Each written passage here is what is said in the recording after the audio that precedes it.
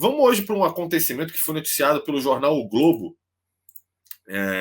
na coluna do Anselmo Góes, né, colunista bastante importante do jornal O Globo, já de muitos anos, que foi com o seguinte tema, tá? Em audiência, árbitro pede desculpas a Diego Ribas, do Flamengo, por equívoco na súmula após expulsão.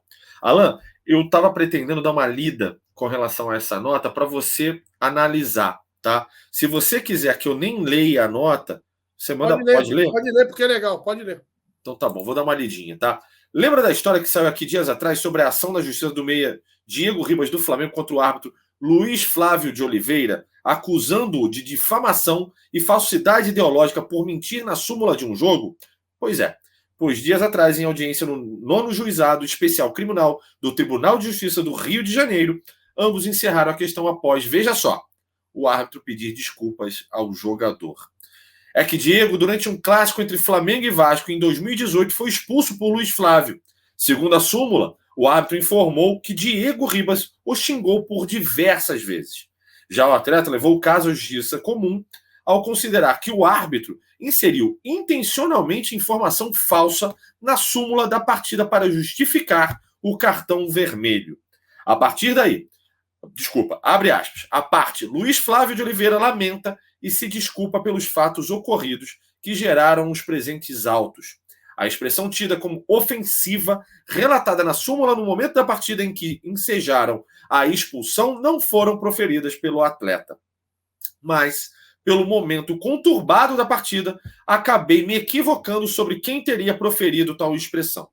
Diz o relatório da audiência com o pedido de desculpas. Após a retratação, a defesa de Diego Ribas apontou não ter mais o que reclamar sobre o fato. A tendência é que o acordo, após o pedido de desculpas, seja homologado pela Justiça. Pois é, coisa ridícula, meu Deus do céu.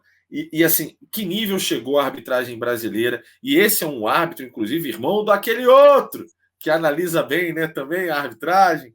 Mas que nível a gente está chegando, né, cara? Porque eu nunca imaginei que um jogador poderia, inclusive, entrar com uma ação de falsidade ideológica contra um árbitro de partida por conta de uma súmula mal produzida, né? E pelo ato errado que cometeu dentro de campo. Eu achava que não era possível. Me surpreendeu esse tipo de ação por parte do Diego Ribas. Ao mesmo tempo, acho que expõe vexatoriamente, né, o Alan, a justiça expondo vexatoriamente o nível de arbitragem no Brasil. Fato que a gente vem passando nas últimas semanas, se não é na última semana, inclusive, cada vez mais está ficando exposta, né?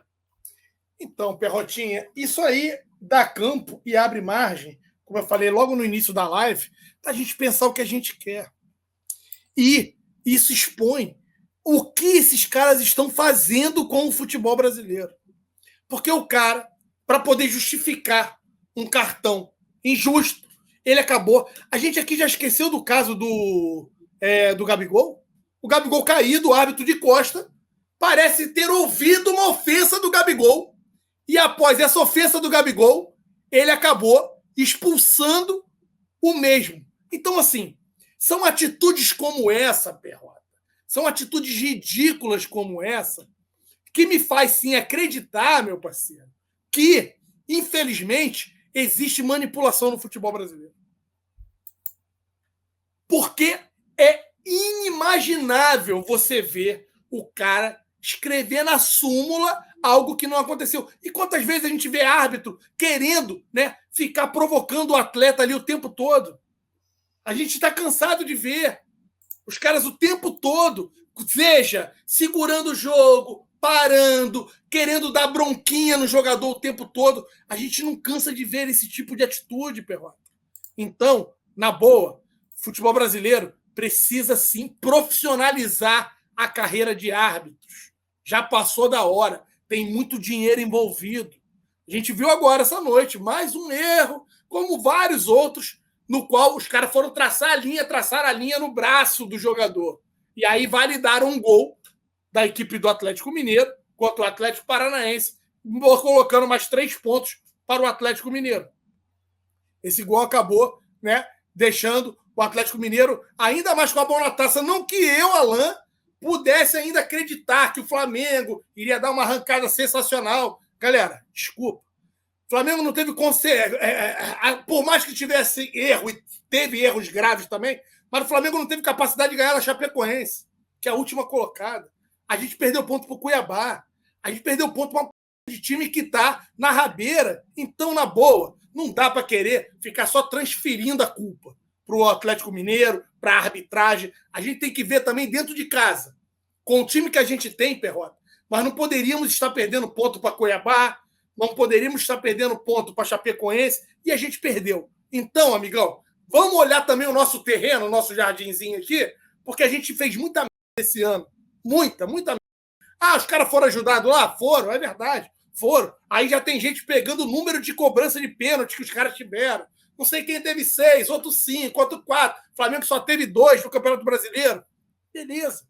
Eu entendo tudo isso. A gente pode colocar outras coisas também. Ah, quantas partidas o Gabigol fez pelo Brasileiro? A seleção acabou tirando jogadores importantes. Tem uma justificativa. Mas nada esconde também os erros que a gente teve desde o início na permanência do Rogério Ceni, na construção do planejamento do futebol para 2021. A gente teve uma série de erros feito pela alta cúpula do futebol, que se diziam que se diziam o conselhinho das galáxias, o super conselho de notáveis que tinha dentro do clube para escolher os melhores profissionais, os melhores jogadores, os melhores treinadores, né? Então, a gente não viu isso acontecer. Pelo contrário, os caras bateram no peito e afirmaram que o Rogério Ceni era a cara do Flamengo. Rodolfo Landim veio a público falar que o Rogério Ceni é a cara do Flamengo, obcecado por vitória, trabalhador nato. E a gente viu até aonde o seu Rogério Ceni foi. O Rogério Ceni teve a capacidade de tomar do Flamengo jogo, sendo técnico do Flamengo, do São Paulo sendo técnico do Flamengo, e agora sendo técnico do São Paulo tomar outra do Flamengo. Então, é bem a capacidade do seu Rogério Ceni que muitos de vocês, né, ou pelo menos alguns aqui, insistem ainda, né, em querer levantar a bola de que caso aqui estivesse, o Flamengo estaria melhor do que com o Renato. Não estaria melhor, não estaria nem para poder jogar essa partida do dia 27. Como o Renato também ainda está aqui, mas tem que sair ao final do dia 27, na minha humilde opinião, Perrotinho. Cara, perfeito, cara, perfeito.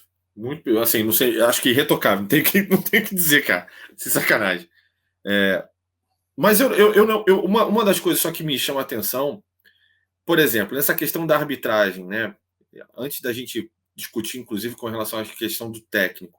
Na profissionalização da arbitragem, por exemplo, se a gente for para esse caminho, de que maneira você acha que a gente pode evitar erros crassos como hoje o do VAR, erros crassos dentro de campo, que a gente vê a cada rodada, contra o Flamengo, a favor do Flamengo, não importa, e assim para outros times também, um trabalho pré ou, de certa maneira, expondo eles à necessidade, num pós-jogo, de botarem a cara a tapa?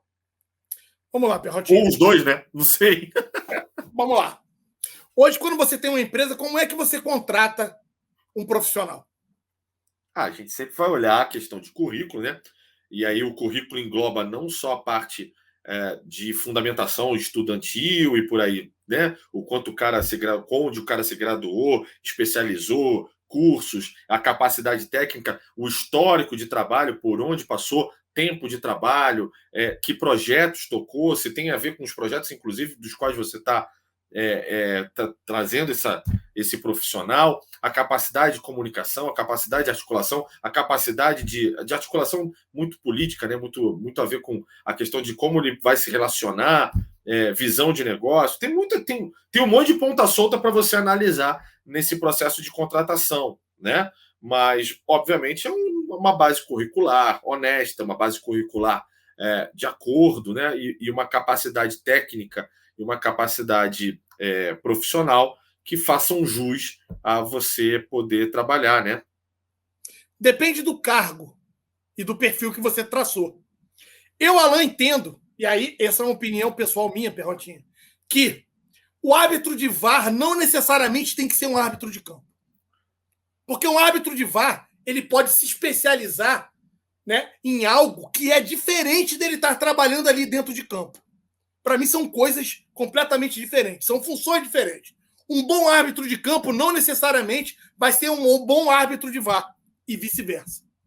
Uma vez dito isso, Perrotinho, você tem como, sim, profissionalizar, você fazer vários testes com essas pessoas, capacitar esses caras, trabalhar, desenvolver os caras para eles assumirem a função. E aí, você como profissional contratado, o teu grau de exigência e assertividade passa a ser muito maior, porque a cobrança, Perrota, faz com que, né, e você vai criar ali, você começa a criar, né, níveis para que o cara possa. Vem cá, o cara que hoje, para conseguir, né, ser um árbitro de vídeo da Série A, o cara tem que ter bons jogos ali pela uma Série B, que não vai dar tanta repercussão quanto numa Série A. Então, quantos jogos o cara tem de árbitro de vídeo numa Série B?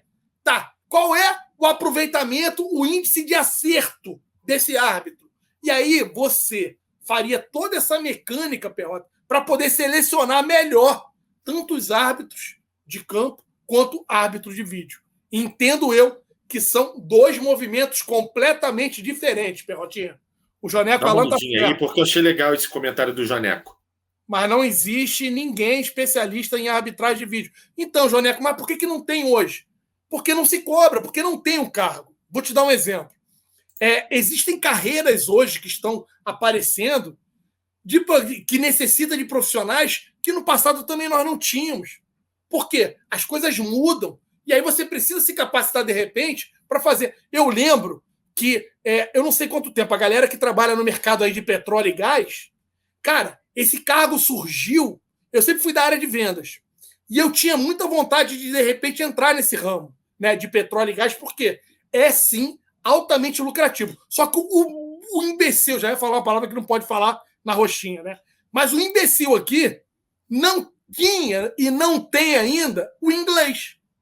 Pelo fato de eu não ter o inglês fluente, eu acabei abrindo mão profissionalmente na minha carreira e sempre soube que era uma deficiência minha, tá? Precisava ter trabalhado isso melhor para que eu pudesse ter chances ainda maiores profissionalmente. Isso acabou não acontecendo. Mas o mercado de petróleo e gás foi algo que surgiu também e não tem tanto tempo assim. Eu lembro, eu estava em telefonia, em telecom à época. Então a galera começou a se preparar. Então, a mesma coisa. Se você começa a transformar algo e criar o profissionalismo na questão da arbitragem, vai ter profissionais que gostam, que vão trabalhar para isso. O Bruno Pet, vamos pegar o caso do Bruno Pet aqui, que é amigo nosso.